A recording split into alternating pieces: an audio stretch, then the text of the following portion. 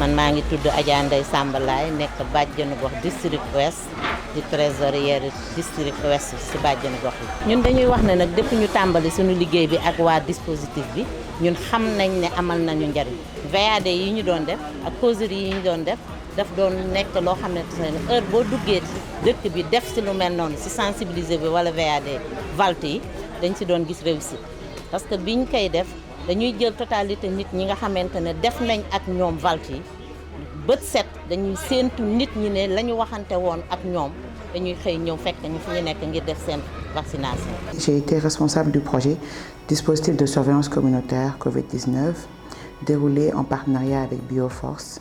C'est un projet d'activité communautaire mis en œuvre dans 3 districts, au district sanitaire de Dakar-Ouest, au district sanitaire d'Umbo au niveau de la région de Thiès et au niveau de Ouagadougou, précisément au district de Bogodogo, en partenariat avec Promaco, une organisation partenaire de Enda Santé. Le district couvre 3 centres de santé, dont 7 postes de santé.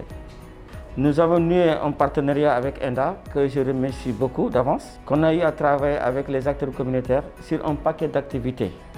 Les acteurs communautaires choisis étaient souvent les acteurs communautaires identifiés au niveau de la communauté, des jeunes, des femmes et des jeunes hommes. Donc on avait des badjanogor au niveau du Sénégal, des relais communautaires qui ont été choisis ici, de même qu'au niveau de Bogodogo. Donc dans le cadre de ce projet, nous avons eu à former les acteurs communautaires en partenariat avec le ministère de la Santé, en l'occurrence la solution du communautaire et le service national de l'éducation et de l'information pour la santé. C'est avec joie et surtout avec beaucoup d'intérêt que nous avons collaboré avec beaucoup de partenaires, en particulier Enda Santé. Au lieu d'attendre que le SNEPS vienne vers eux, ils se sont déplacés vers nous pour vraiment solliciter une collaboration. Donc ces acteurs, pour assurer donc, la bonne mise en œuvre des principales activités qui ont été retenues dans le cadre de ce projet, ont dans un premier temps donc, bénéficié d'un accompagnement dans le cadre de renforcement de capacités. Et à ce titre, la cellule santé communautaire a bien été impliquée dans ce processus de formation. Donc, durant cette formation, nous avons un peu parlé de la CREC en général, la communication sur les risques et l'engagement communautaire, mais avec un focus surtout sur la communication sur les risques. Comment on doit communiquer en période de crise? Qu'est-ce que les gens pensent? Comment est-ce qu'on doit discuter avec eux? Comment on doit échanger avec ces personnes? Nous avons choisi 20 acteurs communautaires avec l'implication des infirmiers chefs de poste. Parce que tout ce qu'on fait, parce que les infirmiers chefs de poste sont les responsables de leur zone d'activité. Donc le choix a été fait avec eux. fi ñu toll ak rumeur yi nga xam ne moom moo nekk ci dëkk bi day baax nit ñi dem ci askan bi waxtaan ak ñoom xamal leen lan moo fi ne parce que nemmeeku nañ ne depuis que relais yi dugg ci gox-goxaan yi vraiment nit ñaa ngi ñëw nit ñi xam nañ exactement lan mooy mbas mi. xam nañ aussi naka la ñuy def pour ñëw vacciné wu. waaw comme ñun fii comme nous sommes des relais dañuy def ay VAD dañuy def ay VALT def ay causerie dañuy def ay TDBA activités yi nga xam ne daal relais yaa ngi koy def. Maam Fatou ak Ndeye Ba tabaarakallaahu bokk na ci jigéen ñi nga xam ne dañuy dugg ci kër yi di wane ne kat ñoom yéen a leen yónni ñuy wax nit ñi def leen ak def leen. ñun bi ñu tàmbalee. di wax ak ñoom si li nga xamante ne mooy affaire vaccination bi sensibiliser leen si li nga xamante ne mooy jàngoroy Covid mu nekkaat beneen waxtaan boo xamante ne dafay nekk lan mooy feebar Covid bu ñu jógee si lan mooy feebar Covid ñu wax la lan mooy signes yi soo jógee si loolu ñu wax la ne ki ka am nii lañ ko war a faje fii lañ ko war a teg nii lay wàllee nii lañ koy moytoo suñu paree si loolu nag daal di indi nag wàllu ñàkk bi nga xamante ne moom lañ bëgg ñëpp dem def ñàkk bi ngir jàngoro ji man fee dem. Vraiment gis nañ ne ñun li ñuy liggéey ñi ngi koy appliquer vraiment parce que port de masque yi léegi c'est obligatoire da ngay gis ne koo ci waxal ñaari fan ñett même bu dul woon takk masque yi dina takk masque yi rassemblement yi tamit am na ci ñu bëri ñoo xam ne waxtaan nga seeg ñoom bàyyi nañ ko wala wàññi nañ ko yaa ngi dégg lavage main moom dañ koo dëkkal koo ci dem ci këram ñaari yoon ñetti yoon boo fa delluwaatee di nga gis ne respecté na lavage main parce que da ngay gis mu teg siwo teg saabu. Nous avons eu à organiser au Sénégal spécifiquement au niveau du district ouest 13 stratégies avancées de vaccination. Le vaccin est sûr. Et actuellement, il faudra conseiller tous vos parents de venir se vacciner. Actuellement, même les femmes enceintes sont incluses, et même que les femmes allaitantes. Et même les personnes même qui ont d'autres maladies, comme le sida ou bien le cancer, d'autres maladies, ils sont invités à se vacciner.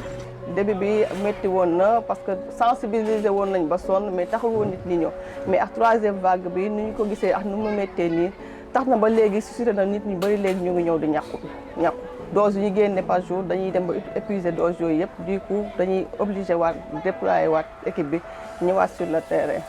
mais ñàkk yow boo nee ñàkk bi man bu ma ko defee daf may lor te yow ñu gis fii programme élargi de vaccination façon vaccination bu ne ñu defal ko nit ñi rey leen léegi yow bii moo war a ñëw rey nit ñi te ñoom ñi koy wax ci réseaux sociaux yi de ñu ngi vacciné wu de ba pare nag yéen xañ leen ay vaccin ngeen bëgg a nangu loolu.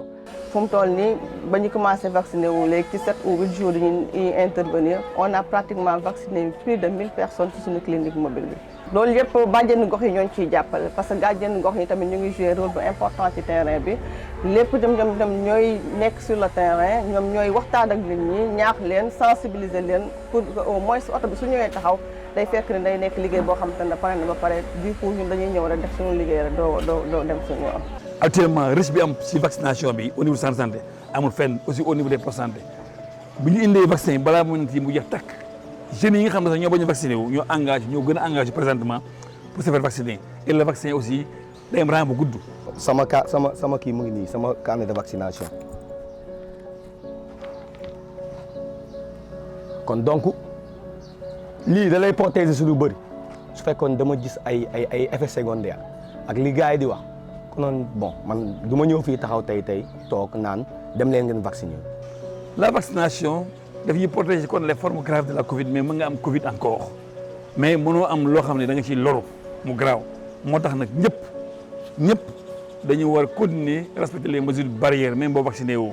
résultat satisfaisant bi ñu ci am mooy jeunes yi ci boppam léegi ñoom ñoo nekk porteur de voix te loolu lañ ci visé woon di dem ci ASC yi di dem ci jeunes yi nga xam dañuy def théâtre pour ñoom ñu mën a nekk porteur de voix au sein de leur quartier au sein de leur foyer te loolu aussi macha allah am nañ ci résultat parce que boo gisee activités yi ñu def yëpp jeunes yëpp dañ leen di génnee sa carte de vaccination donc loolu moo doon objectif bi macha allah gis nañ si résultat.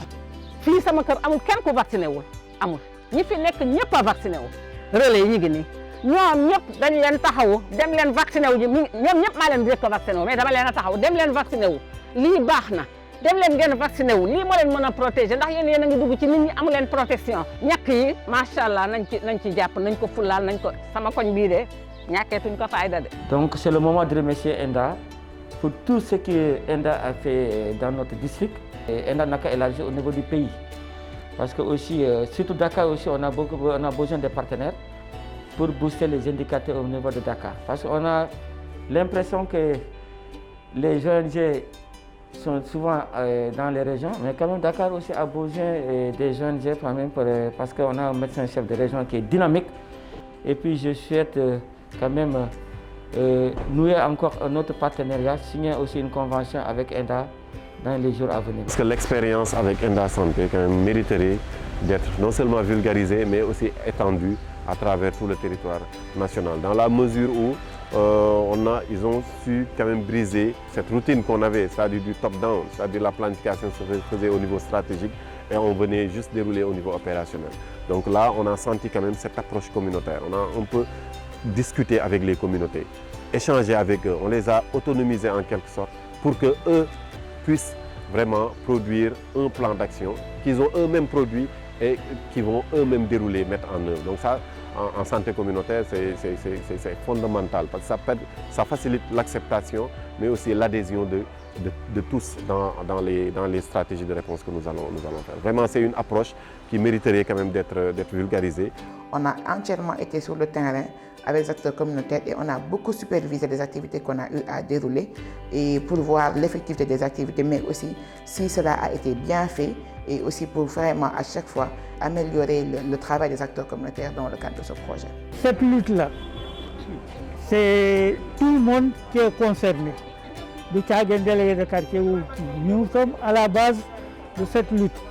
Donc, le plus humain de pour au moins débouter le Covid-19 hors du Sénégal, hors du monde.